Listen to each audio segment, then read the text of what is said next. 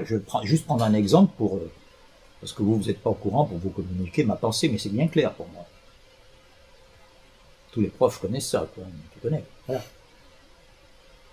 Par contre, le symptôme, je ne suis pas conscient du tout. Je crois que je pense, et en fait, je suis pensé, le symptôme me fascine. C'est la différence qu'il y a. Baudelaire, tu sais, les objets qui regardent l'homme. Hein, il n'y a pas l'homme qui regarde les objets. Alors, Antigone, au départ, Hegel ne sait pas pourquoi il se réfère tout le temps à elle. Je ne suis pas marxiste. D'accord. J'ai jamais trouvé mieux que Marx, au jour d'aujourd'hui, pour comprendre le monde qui nous entoure et l'action qui doit s'en déduire.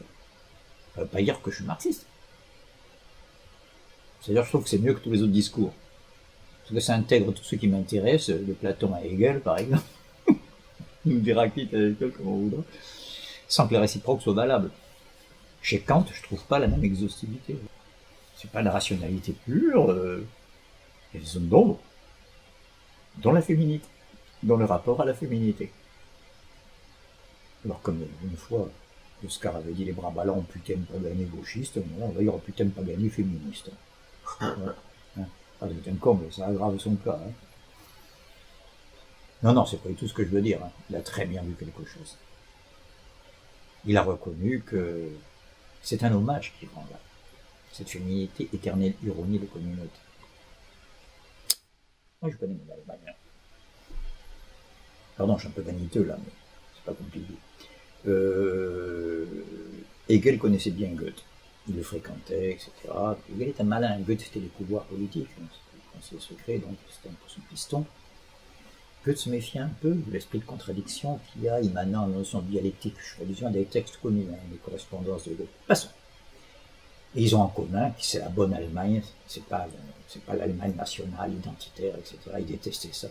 Goethe préfère 1000 fois les Grecs aux Allemands et Hegel préfère les Français. Bon, bref. C'est la bonne Allemagne.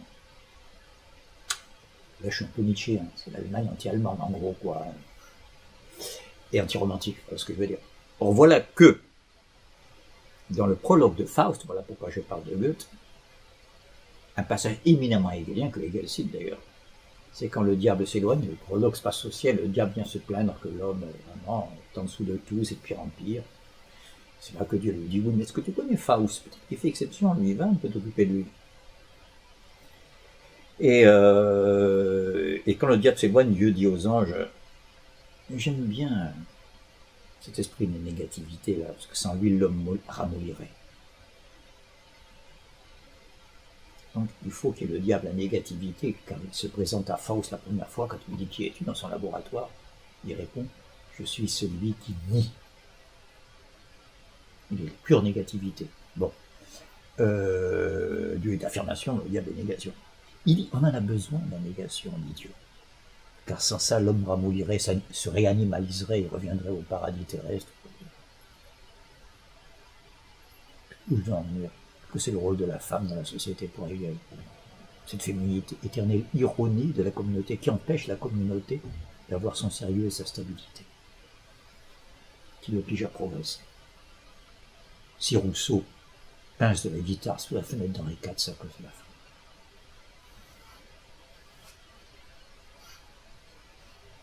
Je renvoie ici, bien sûr, à ce que dit Nerval dans Angélique, au château de Chalice, pour commenter l'admirable citation du paysan.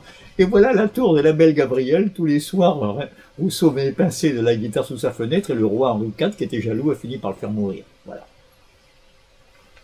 C'est cette féminité-là. C'est pas la femme réelle, c'est pas la femme africaine qui a fait 10 km pour aller chercher du bois, pour aller réchauffer l'eau, pour laquelle elle a déjà fait 10 km, pour faire le repas, et qui commence à piler. Non, c'est pas la femme réelle, c'est la féminité. Très intéressant.